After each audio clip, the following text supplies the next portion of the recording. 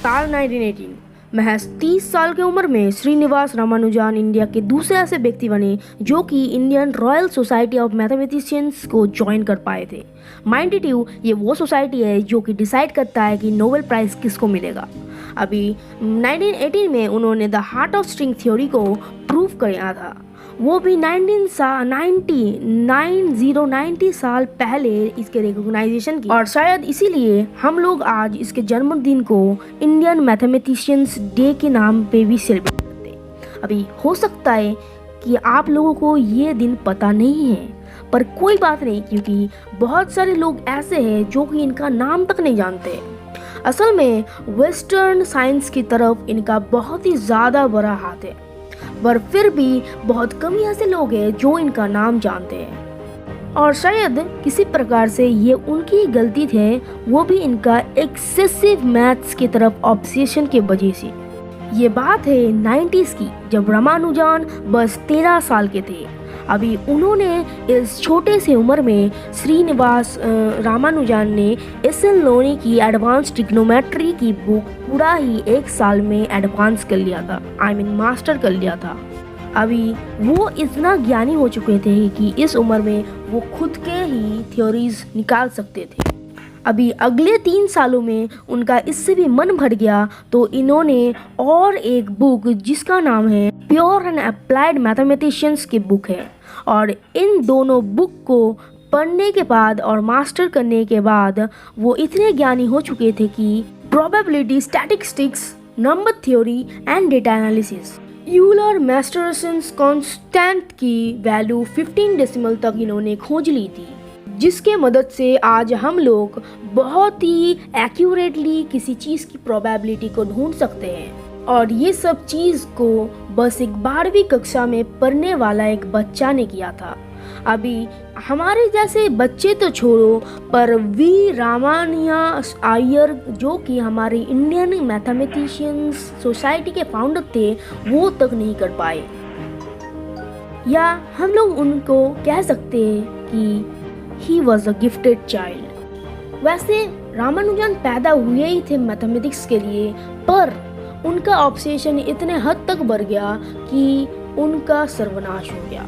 वो कहावत में है ना, एक्सेसिव किसी चीज़ के लिए अच्छा नहीं है। मतलब वो सही काम भी हो, और अगर हम लोग ज़्यादा कर रहे हैं तो वो कभी भी सेहत के लिए अच्छा नहीं है। उनका मैथ्स की तरफ इतना ऑब्सेशन था कि वो पढ़ाई लिखाई छोड़ दिए थे, और कॉलेज में जितने भी सब्जेक्ट थे उनमें सिर्फ मैथ को छोड़कर बाकी सारे सब्जेक्ट में वो फेल हो गए थे। और इसी के चलते उनके हायर एजुकेशन को पूरा करने के लिए जो स्कॉलरशिप चाहिए थी वो भी नहीं मिली, और इसीलिए इनको अपना कॉलेज भी छोड़ना पड़ा। और इतने टैलेंटेड इंसान को कॉलेज की डिग्री ही तक नसीब नहीं हुई। अभी डिग्री नहीं तो जॉब नहीं, जॉब नहीं तो खाना नहीं, खाना नहीं तो भाई जिएंगे कैसे। और अब क्योंकि वो अपने घर में कमाने वाले एक लौते इंसान हैं, तो उनके जीवन में मैथ सेकंड प्रायोरिटी बन के आ गई। उनके थ्योरीज इतने कॉम्प्लिकेटेड थे कि बड़े बड़े मैथमेटिशियन तक उनके थ्योरम्स को समझ नहीं पाते थे, पर ये मैथ्स उनके प्रैक्टिकल लाइफ में कोई भी काम नहीं आया। उनको जॉब ढूंढने के लिए डिग्री चाहिए था, और डिग्री उनको नहीं मिल सकती क्योंकि वो मैथमेटिक्स को छोड़कर कोई भी सब्जेक्ट में अच्छे नहीं थे। अभी ऐसे सिचुएशन में वो क्या करते? इस सिचुएशन में उनके पास बेसिकली 2 ऑप्शन है। पहला, या तो वो किसी ऐसे आदमी के पास जाए जो उनके टैलेंट को समझे, उनको फाइनेंशियली हेल्प करे, उनको एक जॉब दे, वो भी उनके टैलेंट के हिसाब से। और दूसरा, उनको अपने कैलिबर को डाउन करना पड़ेगा ताकि उनको एक जॉब मिल सके।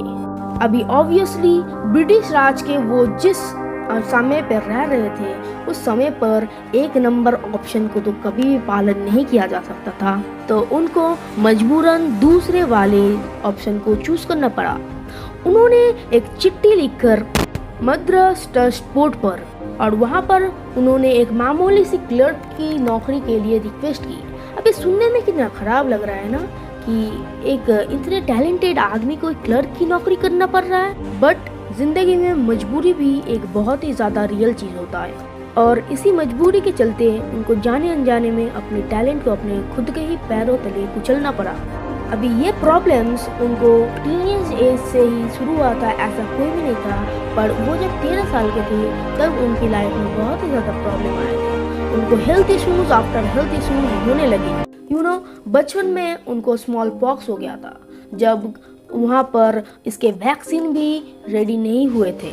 फिर 1917 में गैस्ट्रिकल्चर, और यही कम नहीं था, पर 1919 में उनको ट्यूबरक्लोसिस हो गया। पर इतने सारे उतार चढ़ाव के बाद भी वो अपने लाइफ के गोल को लेकर फोकस रहे। उतार चढ़ाव के कोई भी असर उन पर नहीं पड़ा। इसके बाद उन्होंने एक 9 साल के लड़की को शादी भी किया और इनके जन्म के बाद उनका 3 बच्चा भी हुआ, पर एक भी सरवाइव नहीं हो पाया। अभी रामानुजन के दोस्तों ने H.F. Baker, E.W. हॉब्सन और G.H. हार्डी को उनके थ्योरम्स को पोस्ट करने में मदद की। जब उन्होंने पहले 2 आदमी को यानी H.F. बेकर और E.W. हॉब्सन को अपनी थ्योरम्स पोस्ट की, उन लोगों ने रामानुजन को कोई ऐरा गैरा समझ लिया और उनका लेटर खोलकर भी नहीं देखा। अभी ये देखकर रामानुजन बहुत ही ज़्यादा टूट गए थे। उनका एक मैथमेटिशियन बनने का सपना पूरा चूर चूर हो गया था। अभी एक आखिरी उम्मीद थी, जो कि है G.H. हार्डी। अभी G.H. हार्डी ने भी यही करना चाहते थे, मतलब ये चिट्ठी भी वो बंद ही करने वाले थे। पर अचानक उनको दिखा कि ये चिट्ठी में जो भी थ्योरम्स है वो उनके खुद के थ्योरम्स को चैलेंज कर रहे हैं।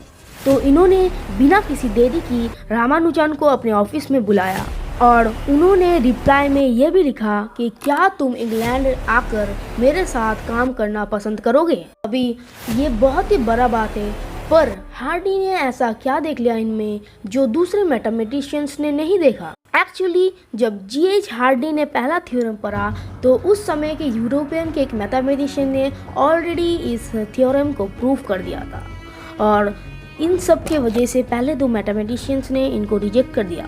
पर जैसे ही उसने अपना दूसरा थ्योरम खोला G.H. हार्डी ने, तब वो शॉक हो गए, क्योंकि उस समय के 2 बड़े बड़े मैथमेटिशियन गॉस और यूलर हाइपर जियोमेट्रिक सीरीज को रामानुजन ने एटलीस्ट गॉस से तो अच्छा ही सीरीज किया था।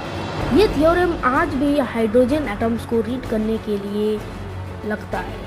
अभी इन थ्योरम्स में इन्फिनिटी को पढ़ने के लिए, जो कि मैंने बोला था कि G.H. हार्डी स्पेशलिस्ट थे, वो ये देखकर चौंक गए, क्योंकि वो थ्योरम्स भी इनको इन्फिनिटी में हेल्प कर रहे थे। तब उन्होंने रामानुजन का टैलेंट देखकर अपने आंखों पे विश्वास नहीं किया। रामानुजन इतने एडवांस थे कि हार्डी ने तो एक बार ये भी कहा दिया था कि Ramanujan has defeated me completely. G.H. Hardy को कैसे भी करके रामानुजन को इंग्लैंड अपने साथ काम करने के लिए बुलाना था। अभी इससे पहले मैं ये बताऊं, पर क्या आप लोगों ने ये देखा है कि mathematics is a complete thing of logic and proving things.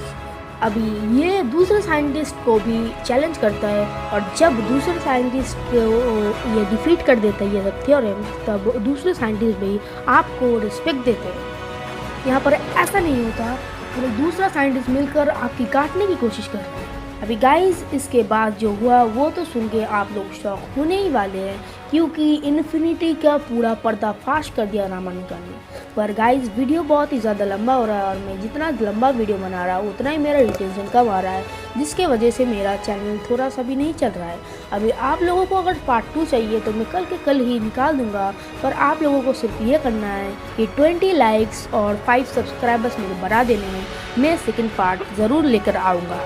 तब तक के लिए बाय बाय। और स्क्रीन पे शो होने वाले ये एक वीडियो मैंने खुद बहुत ही अच्छे से एक्सप्लेन किया है घोस्ट शिप के बारे में, जो कि आपको देखकर गारंटी पसंद आएगा ही। तो प्लीज़ एक बार वीडियो को देख लेना और मुझे कमेंट में ज़रूर बताना दूसरा वीडियो आपको कब चाहिए और कैसा चाहिए। तब तक के लिए बाय बाय।